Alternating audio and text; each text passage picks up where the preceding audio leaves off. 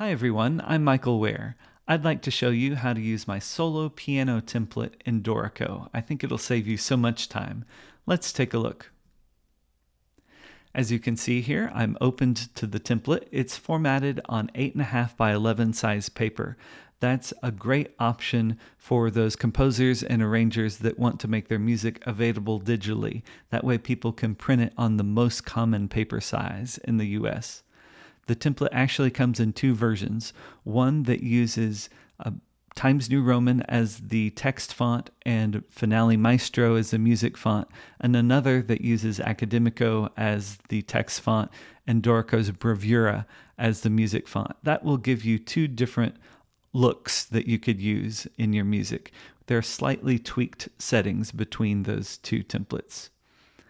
As you can see at the top of this first blank page, you have your score information. I would encourage you to go to File and Project Info to edit this instead of doing it on the page itself. I'll put my name here as an example. You can edit all the rest of this information as well. Dorico is so great in how you can get started writing music quickly.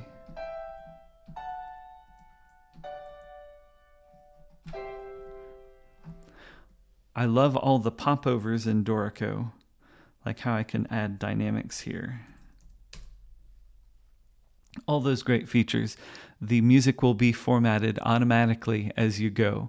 Ideally, there are 4 systems on the first page and then up to 5 systems on the subsequent pages. I'd actually like to show you how you can copy music into this template to save a lot of time. I have a piece that I originally notated in Finale, and this is a music XML file from Finale that I've imported into Dorico. I'm going to copy it into my template. As you can see here, there are up to 6 systems per page here, and I don't want that. So as I copy, I am not actually going to select these frame breaks and system breaks. Let me show you how this works. That way the template can actually do all the formatting for you.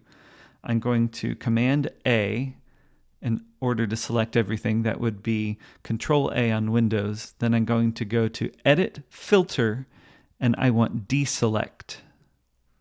Then I'll go back to Edit Filter, and all the way down here to the bottom, All Breaks is what I'm clicking. My picture's in the way, but All Breaks. So it deselects those system breaks and frame breaks.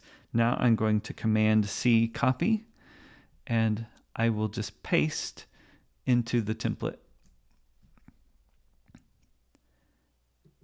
And that has given me a very nicely formatted score. There are a few things we're going to have to do to it.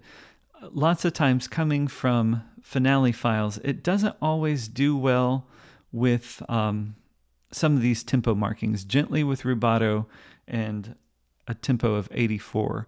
I am going to just edit this. I deleted the gently with rubato, and I see the quarter note equals 84. I'll add gently here with rubato. That's much better. And I could extend this. Yeah, that makes more sense with the AVA. Extend that. So I'm doing a few little tweaks as I go here. I might want to go into engrave mode and maybe move some of these dynamics just a little bit. I don't see much else I have to do on these other pages. It's very well formatted. The last system, we have 2 measures, so I might want to do a little bit to help that look better. Maybe I can force this measure onto the next system. There, that looks great. So I added 1 manual system break. This crescendo or decrescendo should be placement above that lower staff. So that looks better.